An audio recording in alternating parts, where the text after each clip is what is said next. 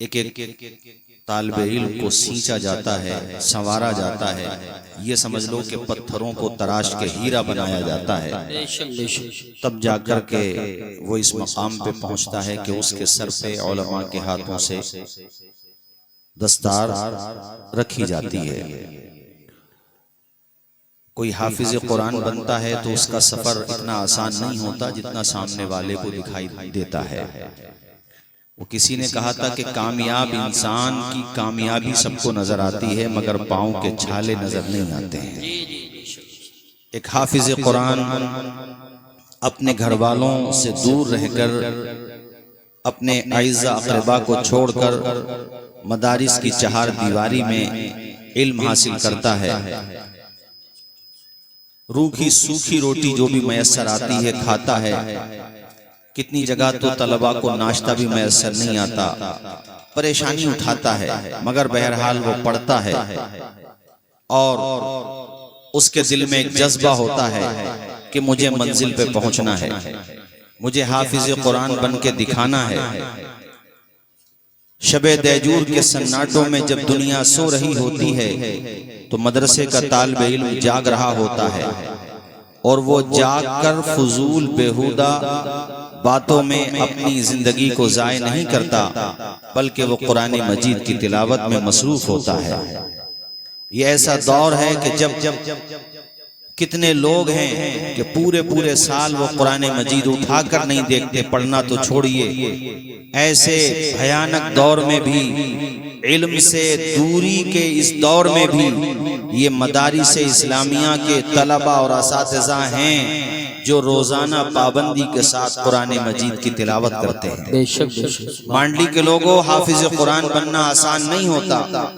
ایک ایک آیت کی 10 مرتبہ ضرب طالب علم لگاتا ہے، اور ذہن اس کا اگر تھوڑا کمزور ہے تو پھر 20 مرتبہ بلکہ بے گنتی وہ ایک ایک آیت کو پڑھتا ہے، بار بار پڑھتا ہے۔ اور میں آپ کو بتاؤں، ایک حافظ قرآن جب صبح کے وقت میں اپنا سبق سنا کے فارغ ہوتا ہے، کتنے طلباء اور کتنے اساتذہ تو وہ ہیں کہ فجر کی آذانیں بعد میں ہوتی ہیں، یہ پہلے اٹھ جاتے ہیں، اپنا سبق یاد کرتے ہیں، دہراتے ہیں۔ نماز فجر ہونے سے پہلے بعض جگہوں پر طلباء اپنا سبق سنا چکے ہوتے ہیں۔ مانڈلی کے لوگوں، آس پاس سے آئے ہوئے دینی بھائیوں، جب کوئی طالب علم اپنا سبق سنا چکا ہوتا ہے نا، اسے اتنا سکون ملتا ہے جیسے کسی ڈوبتے ہوئے کو ساحل کا کنارہ، جیسے کسی ڈوبتے ہوئے کو ساحل مل گیا ہو، سمندر کا کنارہ مل گیا، اتنی خوشی محسوس ہوتی ہے جب سبق سنا چکا ہوتا ہے۔ ناشتہ کرتا پھر پچھلے کی اسے فکر ہوتی ہے، پھر وہ پیچھے کا سناتا ہے۔ یعنی کیسا ذوق ہے، وہ سو رہا ہے تو قرآن پڑھ رہا ہے، جاگ رہا ہے تو قرآن پڑھ رہا ہے، سورج نکلنے سے پہلے قرآن ہے، سورج نکلنے کے بعد قرآن ہے، قیلولہ کر رہا ہے تب اس کے خیال و فکر کی راہوں میں قرآن کی آیتیں ہیں۔ الحمدللہ سطح ذہن پہ قرآن ہے۔ انسان جیسا سوچتا ہے ویسے ہی اس کے خیالات فکر جنم، ویسے اس کے خیالات جنم لیتے ہیں، ویسے اس کی فکر پروان چڑھتی ہے۔ آپ نے دیکھا ہوگا، انسان اگر برا سوچتا ہے تو خواب بھی برے آتے ہیں، انسان اگر اچھا سوچتا ہے تو خواب بھی اچھے آتے ہیں، انسان اگر شیطانی کاموں میں رہے گا تو خواب بھی اس کو شیطانی نظر آئیں گے۔ اور انسان جب قرآن پڑھے گا، قرآن کی آیتوں کے بارے میں سوچے گا تو یقیناً اسے خواب میں بھی قرآن ہی دکھائی دے گا۔ یہی وجہ ہے کہ جو مدینے کا تصور رکھتا ہے، خواب میں وہ مدینہ ہی دیکھتا ہے۔ میں نے کل خود کو مدینے میں ٹہلتے دیکھا، خواب اچھا ہے تو تعبیر بھی اچھی ہوگی۔ میرے دوستو، یہ طلبہ ہوتے ہیں، رات میں سوتے ہیں تب بھی یہ قرآن ہی پڑھتے ہیں، سو کے اٹھتے ہیں تب بھی یہ قرآن ہی پڑھتے ہیں۔ سبحان اللہ، ماشاءاللہ ماشاءاللہ۔ انہوں نے قاری صاحب زندہ رکھا ہے مدارس والوں نے فکر اسلام کو، ذہن اسلام کو، تعلیم قرآن کو۔ وہ کیسا دور تھا، اللہ اکبر، بیٹے تو بیٹے، مرد تو مرد۔ اس زمانے میں خواتین کے اندر بھی فہم قرآن کا، تلاوت قرآن کا، تعلیم قرآن کا کیسا ذوق تھا۔ ابھی میں نے چند دنوں پہلے ایک واقعہ پڑھا حیرت میں پڑ گیا، یا اللہ وہ کیسا دور تھا، کاش وہ دور پھر پلٹ کے آ جائے۔ اور یہ میں پہلی صدی ہجری کی بات کر رہا ہوں، نام ہے ان کا حفصہ بنت سیرین، محمد بن سیرین کا نام ہے، بہن ہیں۔ اللہ اکبر، پہلی صدی ہجری۔ وہ مانڈلی کے لوگوں اس زمانے میں ادارے نہیں ہوتے تھے، باضابطہ مدارس نہیں ہوتے تھے جیسے آج ہیں۔ یہ تو 4 ہجری کے بعد 400 ہجری کے بعد یہ سلسلہ شروع ہوا ہے۔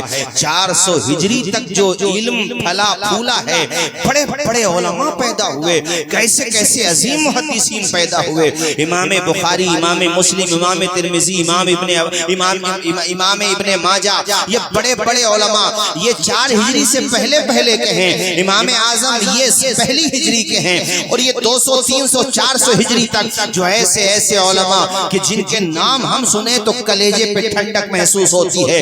یہ اس زمانے کے پڑے ہوئے ہیں جب باضابطہ مدارس کی یہ شکل نہیں تھی جو آج موجود ہے۔ اس زمانے میں تعلیم کس طرح چلتی تھی، لوگ اپنے گھروں ہی میں درسگاہ لگا لیا کرتے تھے، اپنے صحنوں میں درسگاہیں لگاتے تھے، اپنے باغات میں درسگاہیں لگا لیا کرتے تھے، مساجد کے صحن میں مکاتب قائم کیا کرتے تھے۔ تو میں یہ بات کہا کرتا ہوں کہ جس طرح سے آج ذکر چل رہا ہے، مدارس کے خلاف جو بکواس ہو رہی ہے، خدا نہ کرے کسی وجہ سے اگر یہ حالات آ بھی گئے، تب بھی ظالموں یاد رکھو اسلام اس زمانے میں بھی زندہ رہا تھا جب یہ مدارس اس طرح سے نہیں تھے۔ انشاءاللہ اسلام ہر صورت میں زندہ رہے گا۔ وہ اپنے گھروں ہی کو مدارس بنا لیا کرتے تھے، ایک استاذ کے پاس ہزاروں طلبہ پڑھتے تھے، مساجد کے صحن میں وہ قرآن پڑھا کرتے تھے۔ یہ میں جن کا ذکر کر رہا تھا حفصہ بنت سیرین، ان کے بارے میں لکھا ہوا ہے، ان کی وفات 101 ہجری میں ہوئی، مطلب یہ کہ یہ پہلی صدی ہجری کی عظیم خاتون ہیں۔ اللہ اکبر، گھر کا ماحول ایسا دینی ماحول تھا، ماں بھی قرآن پڑھنے والی تھی، والد بھی قرآن پڑھنے والے تھے، ان کے بھائی محمد بن سیرین وہ بھی عظیم قرآن پڑھنے والے تھے، عظیم ان کا نام آتا ہے، علمی حلقوں میں ان کا بڑا چرچا رہتا ہے۔ وہ فرماتے ہیں کہ میری بہن نے الحمدللہ صرف 12 سال کی عمر میں قرآن کا حافظہ کر لیا تھا۔ میں مردوں کی بات نہیں کر رہا ہوں، عورت کی بات کر رہا ہوں، اور صرف قرآن کا حافظہ نہیں کیا تھا، آیات کو محفوظ نہیں کیا تھا، نہیں، بلکہ وہ مطالب اور معانی کی بھی حافظہ ہو گئی تھی۔ ہر آیت کا کیا مطلب ہے یہ بھی وہ جانتی تھی، اس آیت کا پس منظر کیا ہے یہ بھی وہ جانتی تھی، یہ آیت کس سلسلے میں نازل ہوئی ہے یہ بھی وہ جانتی تھی۔ ان کے بارے میں لکھا ہوا ہے، سنو ساتھیو، جہاں تک میری آواز جائے، کاش ہم بھی اپنے گھروں کے ماحول کو ایسا بنا لیں تو پھر ہمارے گھروں میں جو نسل تیار ہوگی نا، اس کے ذریعے سے ایسا انقلاب آئے گا کہ دنیا دیکھتی رہے، ایسا فکری تعلیمی انقلاب آئے گا۔ محمد بن سیرین کی بہن حفصہ بنت سیرین 2 دن میں ختم قرآن کیا کرتی تھی پابندی کے ساتھ، یعنی ایک دن میں وہ آدھا قرآن پڑھتی تھی، پھر باقی جو قرآن رہ جاتا تھا وہ دوسرے دن میں پڑھا کرتی تھی، تہجد گزار تھی۔ اور حضرت محمد بن سیرین کی درسگاہ میں بھی ہزاروں طلبہ رہتے تھے۔ وہ فرماتے تھے میری بہن کو خدا نے فہم قرآن، تلاوت قرآن، تجوید قرآن میں ایسی مہارت تامہ عطا فرمائی، جب میرے شاگرد مجھ سے قرات کے حوالے سے کوئی سوال کرتے اور میرا ذہن پریشان ہوتا، میں کتابوں کی طرف رجوع کرتا، کتابوں میں بھی مجھے تشفی بخش جواب نہیں مل پاتا تھا، مطلب اس سلسلے میں میری کم علمی کی وجہ سے، تو فرماتے ہیں پھر میرے پاس ایک ہی راستہ ہوتا تھا کہ میں اپنی بہن کے پاس جاتا، بہن سے کہتا بہن فن قرات کا یہ معاملہ درپیش آیا ہے، یہ مسئلہ درپیش ہے، میری بہن مسکراتے ہوئے اس مسئلے کا حل تلاش کر دیا کرتی تھی۔ سبحان اللہ، بولو ذرا زور سے سبحان اللہ۔ وہ کیسا عظیم دور رہا ہوگا کہ جب بہنوں میں، بیٹیوں میں قرآن پڑھنے کا اتنا رواج تھا، ایسا کلچر تھا۔ وہ میرے ساتھیوں، ایک نام ہے شیخ جمال الدین یوسف، یہ بہت بڑا نام ہے، یہ فن اسماء الرجال کے بہت عظیم محقق ہیں، بہت بڑے عالم دین ہیں۔ ہمارے مدارس میں جو ٹاپکس پڑھائے جاتے ہیں، سبجیکٹ پڑھائے جاتے ہیں، ان میں میں سب سے بھاری جو سبجیکٹ ہے وہ فن اسماء الرجال کا ہے. اس فن میں انہوں نے کتابیں لکھی ہیں شیخ جمال الدین یوسف نے. اللہ اکبر کبیرہ. ایسے عظیم محقق, ایسے عظیم محدث, اللہ تعالیٰ نے ان کو بڑا شہرہ دیا تھا. بہت طلبہ ہیں ان کے, بہت عظیم نام ہے ان کا, مگر کتابوں میں لکھا ہوا ہے کہ جتنا نام ان کا تھا ان سے کہیں زیادہ نام ان کی بیوی ام فاطمہ عائشہ بنت ابراہیم کا تھا. سبحان اللہ. نعرہ تکبیر, نعرہ رسالت, یعنی قاری صاحب شوہر کا تو نام تھا ہی, مگر فرماتے ہیں کہ ان کی بیوی ام فاطمہ عائشہ بنت ابراہیم کا اتنا نام تھا کہ شوہر کو بھی رجوع کرنا پڑتا تھا اپنی بیوی کی طرف. وہ کیسا دور ہوگا جب شوہر بھی دین کی خدمت کر رہا تھا, بیوی بھی دین کی خدمت کر رہی تھی. وہ کیسا کمال کا دور ہوگا جب گھر میں شوہر بھی قرآن پڑھتا تھا, بیوی بھی قرآن پڑھتی تھی, آس پاس قرآن کی تلاوت کا ماحول تھا, فہم قرآن کا دور تھا. ایک نام آتا فاطمہ نیشا پوری. اللہ اکبر. ان کو تو رب نے ایسی مہارت تامہ عطا فرمائی تھی, ایسا غضب کا ان کے اندر فہم قرآن پایا جاتا تھا کہ بڑے بڑے لوگ ان کی بارگاہ میں خطوط کے ذریعے سے قرآن کے حوالے سے علم حاصل کرتے تھے, معلومات حاصل کیا کرتے تھے. او صاحبو, تم اور ہم سب اگر کوشش کریں, مانا کہ وہ دور پورے طور پہ نہیں آ سکتا, مگر ہم کوشش کریں گے تو انشاءاللہ اس دور کی روشنی ہمارے گھروں تک ضرور پہنچے. سبحان اللہ. اور مجھے خوشی ہے کہ ہمارے قاری آس محمد صاحب ماشاءاللہ نگلی کے اندر, اور یہاں پر ہمارے حافظ مہتاب صاحب اور تمام انتظامیہ, قاری راشد صاحب, آپ سب لوگ مل کے اب تک جتنے لوگوں نے یہاں پہ کام کیا وہ بھی قابل مبارکباد ہے. جتنے لوگوں نے پڑھایا, ادارے کو سینچا سنوارا, سب کے سب. ہمارے مولانا ناطق سلامی صاحب تشریف فرما ہیں, اور ہمارے یہاں کے تمام ہی علماء, حفاظ و قراء, جس نے بھی ادارے کو سینچا, آگے بڑھایا, اس چمن کو یہاں تک پہنچانے میں, اس کی خوشبو گھر گھر تک پہنچانے میں کام کیا, وہ سب قابل مبارکباد ہے. مانڈلی کے لوگوں, سب سے بڑا اگر کوئی کام ہوتا ہے وہ ہے نسل نو کے ہاتھوں میں قلم دینا. زور سے بولو, کیا دینا؟ آواز تو آئے, کیا دینا؟ قلم دینا. ان کے سینوں کو علم کا مدینہ بنانا, یہ سب سے بڑا کام ہوتا ہے. اور انسان اگر ٹھان لے اور مقصد بنا لے کہ یار مجھے اپنے بیٹے کو حافظ قرآن, کتنے طلبہ حافظ ہو رہے ہیں؟ یہ 4. آج جب ان کے سروں پہ یہ دستار رکھی جائے گی, ان کو ماشاءاللہ یہ اعزاز بخشا جائے گا, ان کے ماں باپ کی آنکھوں میں آنسو آ جائیں گے کہ ہمیں اللہ تعالیٰ نے یہ دن دکھایا. اور یہ طلباء کی زندگی کا اب تک کا سب سے بڑا دن ہوگا. ان کی زندگی کی معراج ہوگی. ہماری بھی حفظ کی دستار ہوئی تھی, ہمارے علماء بیٹھے, ان کے بھی حفظ کی دستار ہوئی تھی. جتنے حفاظ یہاں ہیں ان سے پوچھو کہ جس دن حفظ کی دستار ہوتی ہے, ایک طالب علم کے سینے میں کتنی مسرت ہوتی ہے کہ آنکھوں میں ارمان لیا, منزل کو اپنا مان لیا, پھر مشکل کیا آسان کیا, جب ٹھان لیا تو ٹھان لیا. انہوں نے بن کے دکھا دیا. اور میں ان سے کہوں گا, چاروں کے 4 طلباء سے, کہ آپ ابھی فائنل ڈیسیزن پہ نہیں ہیں, آپ ابھی اپنی منزل جو آخری منزل ہے وہاں نہیں پہنچے.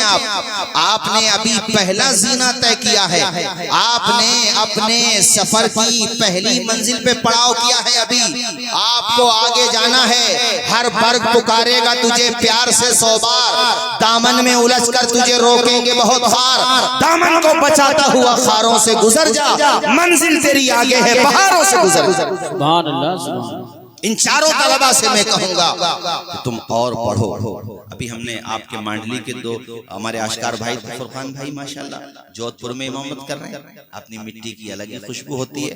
کیوں بھائی شعیب بھائی, مٹی کی محبت ہوتی ہے بھائی. اور ہمارے یہ ہارون بھائی ماشاءاللہ, الحمدللہ, اللہ شاد و آباد رکھے انہیں بھائی. ہاں الحمدللہ, اللہ کامیابی عطا فرمائے. حضرت بیٹھو. آمین. حافظ عبدالحق صاحب ماشاءاللہ. تو اب یہ ملے صاحب جودھ پور میں، یہ جودھ پور میں کیسے پہنچے؟ علم کے صدقے میں پہنچے، علم نے پہنچایا۔ اور مٹی کی محبت مولانا راحت عزیزی صاحب ہم مفتی اعظم راجستھان علیہ رحمہ کے عرس میں گئے تھے حضرت، اور بڑی سیوا کی، بڑی خدمت کی۔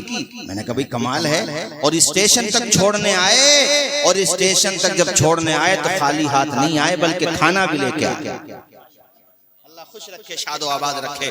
ہمارے حضرت مفتی اسماعیل صاحب قبلہ تشریف فرما ہیں، کتنی محنت کی ہوگی تب جا کر کے ہزاروں ہزار شاگردوں کے استاد بنے ماشاءاللہ، کتنی محنت سے پڑھایا۔ تو مانڈلی کے لوگوں، میں نے آپ کو صرف یہ بتانے کی کوشش کی اور کر رہا ہوں کہ سب سے بڑا کام ہے بچوں کو پڑھانا، اور پڑھانے میں بھی قرآن سیکھنا اور سکھانا۔ قاری ارمان صاحب، خیرکم ماشاءاللہ خیرکم من تعلم القرآن وعلما۔ حضرت عثمان غنی سے یہ حدیث شریف مروی ہے، بخاری شریف میں ہے یہ حدیث۔ حضور فرماتے ہیں تم میں سب سے بہتر وہ ہے جو قرآن سیکھتا ہے اور دوسروں کو سکھاتا ہے۔ زور سے بولو، جو قرآن سیکھتا ہے اور دوسروں کو، سب سے بڑا کام ہے یہ۔ اور قرآن بھی تجوید کی رعایت کے ساتھ پڑھو، لحن داؤدی کے ساتھ پڑھو۔ ارے کیا شان تھی یہ جن کا میں ذکر کر رہا تھا نا ابھی آپ سے، حضرت شیخ جمال الدین یوسف، ان کی بیوی ام فاطمہ عائشہ بنت ابراہیم، اللہ نے ان کو ایک بیٹی دی جن کا نام تھا زینب۔ ان کو اتنا انہوں نے خوبصورتی کے ساتھ قرآن کی تلاوت کرنا سکھایا، اور فن قرات میں اتنی مہارت اللہ تعالیٰ نے ان کو عطا کی۔ زینب کو دیکھو، باپ بھی عالم ہے، مرجع العلماء ہے، ہزاروں ہزار محدثین کا استاذ ہے، ماں اپنی جگہ طالبات کی اور معلمہ ہے۔ کیسی عظیم انہوں نے اپنے گھر میں یہ دولت علم کی پھیلائی ہے کہ بیٹی کو بھی قاریہ بنایا، فہم قرآن کی دولت سے اللہ تعالیٰ نے نوازا۔ اور ان کی شادی ہوتی ہے علامہ ابن کثیر سے۔ علامہ ابن کثیر کا بھی ایک بلند مقام ہے۔ علامہ ابن کثیر کہتے ہیں کہ میری بیوی جب قرآن پڑھتی تھی تو کہتے میں نے مردوں میں کسی کو اتنی خوبصورتی کے ساتھ قرآن کی تلاوت کرتے ہوئے نہیں دیکھا جتنی لحن داؤدی کے ساتھ میں نے اپنی بیوی کو قرآن پڑھتے ہوئے دیکھا۔ سبحان اللہ، ماشاءاللہ، نعرہ تکبیر۔ خود فرماتے ہیں قاری یوسف رضا صاحب، علامہ ابن کثیر کہتے ہیں کہ میری بیوی کو اس طرح سے تلاوت کرنے کا ہنر آتا تھا، ایسے لہجوں کے ساتھ وہ قرآن پڑھتی تھیں، اور تجوید میں ان کو اتنی مہارت حاصل تھی۔ ایک شوہر اپنی بیوی کے بارے میں اتنی بڑی گواہی دے رہا ہے تو سچی ہی گواہی ہوگی، شوہر گواہی دے رہا ہے۔ کہتے بہت سارے مرد حضرات بھی اس طرح سے قرآن پڑھنے سے عاجز ہے۔ ایک نام ہے علامہ ابن الجزری، وہ فن قرات میں آسمان علم و فضل پر بدر منیر بن کر چمکے۔ رب نے بڑا شہرہ عطا فرمایا ہے، جو فن قرات میں شذوذ رکھتے ہیں وہ علامہ ابن الجزری کے نام سے واقف ہیں۔ رب نے ان کو ایک بیٹی عطا فرمائی، نام رکھا انہوں نے سلمہ۔ انہوں نے اپنی بیٹی کو اس طرح سے قرآن پڑھایا کہ بچپنے ہی سے ان کی بیٹی تجوید کے ساتھ قرآن پڑھتی تھی۔ گھر میں کیسا غضب کا ماحول تھا، وہاں پہ شوہر گواہی دے رہا تھا اپنی بیوی کے بارے میں، یعنی علامہ ابن کثیر اپنی زوجہ زینب کے بارے میں، یہاں ایک باپ گواہی دے رہا ہے اپنی بیٹی سلمہ کے بارے میں، بلکہ انہوں نے تو یہاں تک کہا، علامہ ابن جزری کہتے ہیں اللہ تعالیٰ نے میری بیٹی کو فن قرات اور تجوید میں اتنی مہارت عطا کی ہے کہ ان کے زمانے میں کوئی ان کی ہمسری کا دعویٰ نہیں کر سکتا۔ بے شک بے شک، سبحان اللہ، ماشاءاللہ۔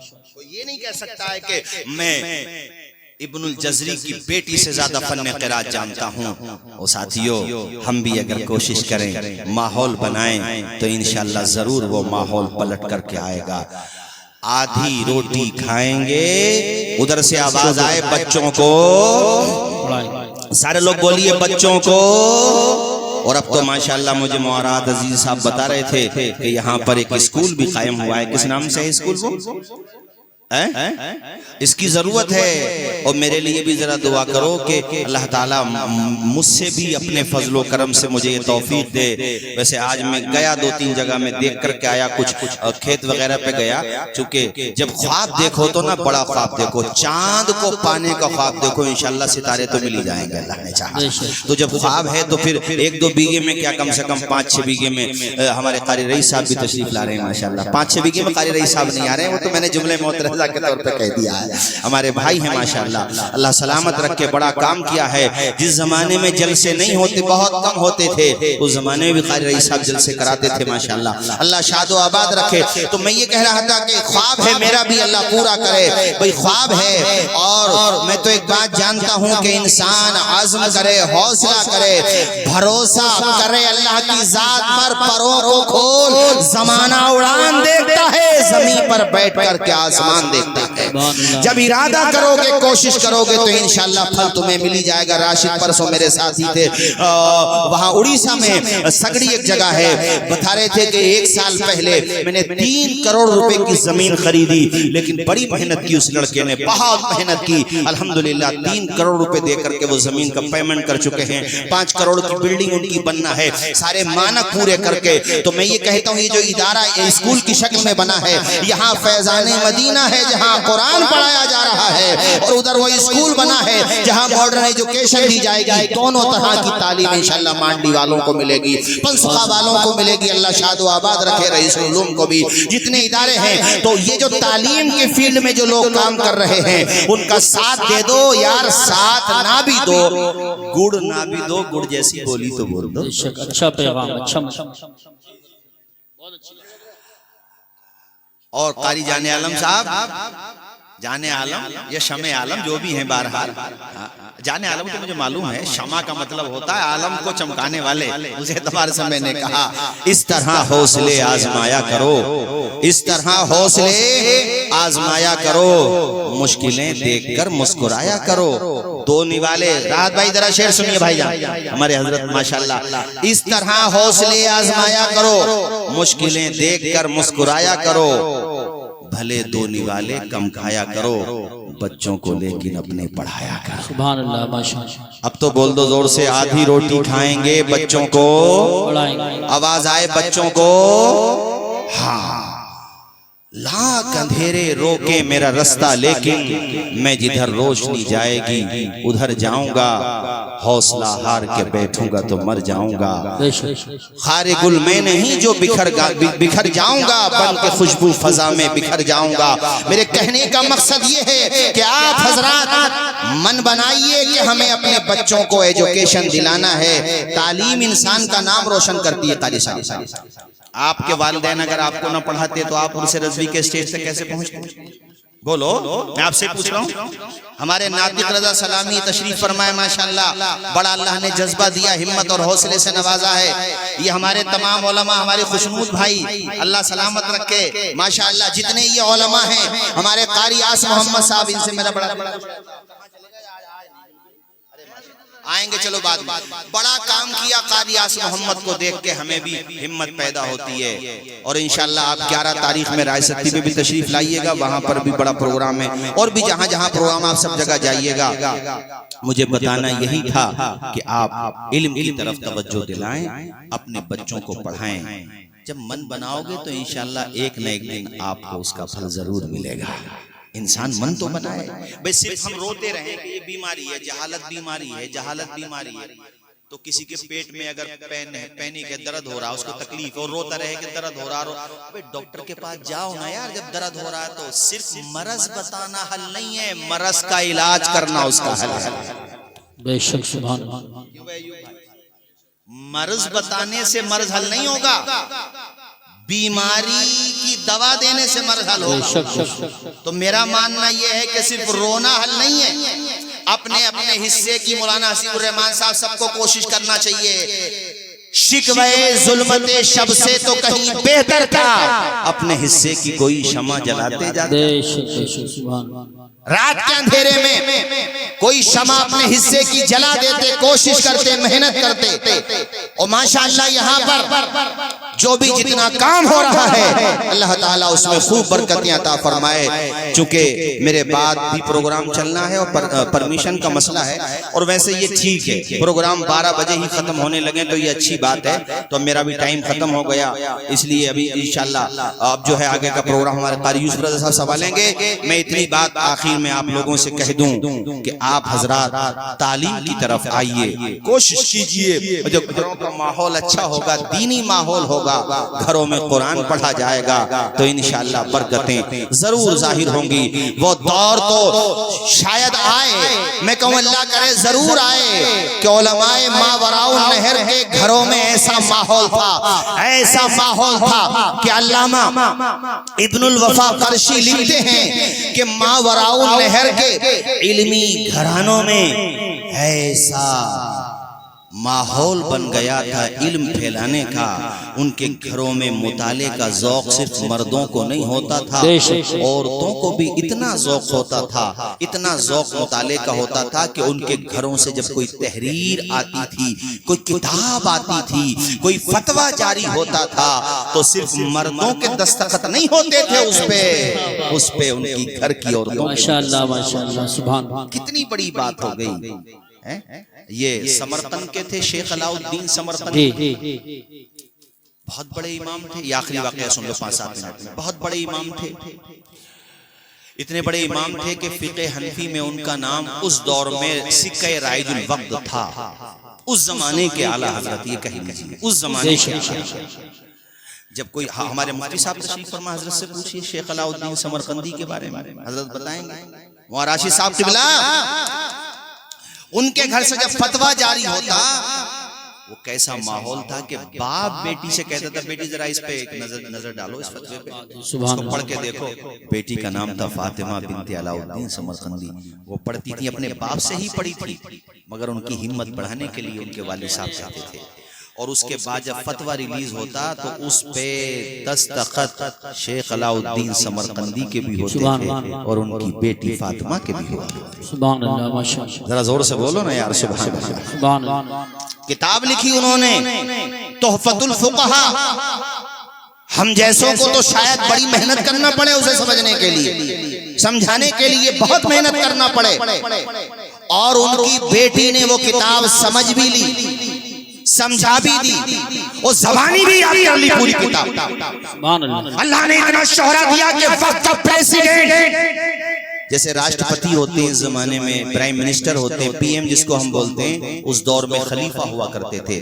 سمرقند کا خلیفہ ان کی چوکھٹ پہ کھڑا ہوا ہے کہ تم اپنی شہزادی کا نکاح میرے ساتھ کر دو. اپنی بیٹیوں کو جہیز دینا کمال نہیں ہے.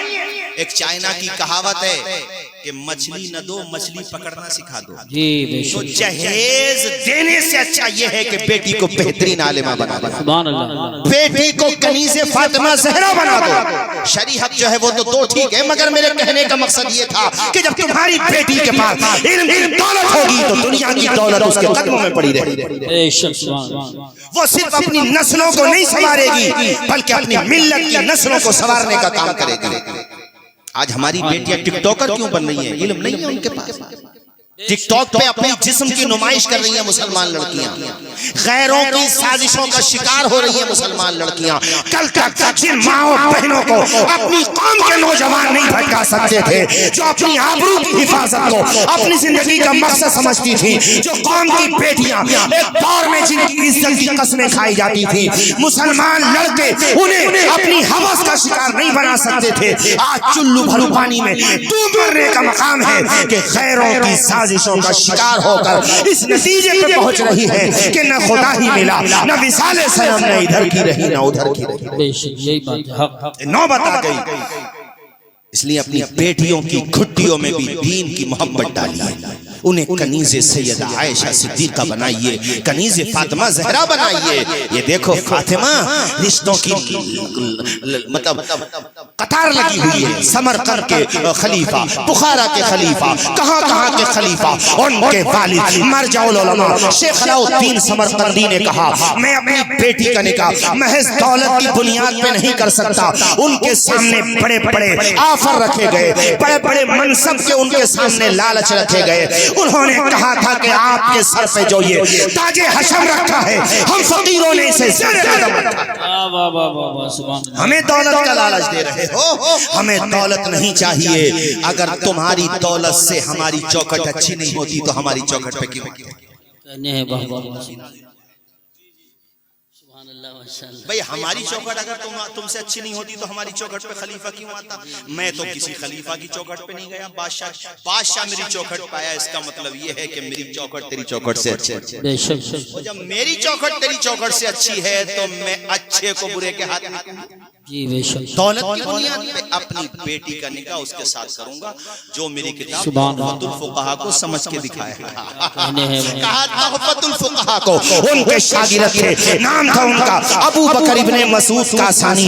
انہوں نے رشتہ بھیجا, فرمایا رشتہ منظور ہو جائے گا مگر پہلے تحفۃ الفقہاء کی تشریح کرو, اسے لکھت میں سمجھا کے دیکھو. انہوں نے جب تشریح شروع کی تو وہ پوری شرح ہو گئی جس کا نام بدائع الصنائع رکھا گیا. اور وہ ایسی کتاب ہے, علامہ شامی کہتے ہیں کہ بدائع الصنائع یہ فقہ حنفی میں منار نور ہے, بہت عظیم کتاب ہے. اور صاحبو بہرحال ان کو وہ شرح پسند آئی, رشتہ فائنل ہو گیا, نکاح بھی ہو گیا. آپ سلام کیجئے اس باپ کو جس نے ایسی بیٹی کی تربیت کی ہے کہ اس بیٹی کا جیتے جیتنا نام ہو گیا.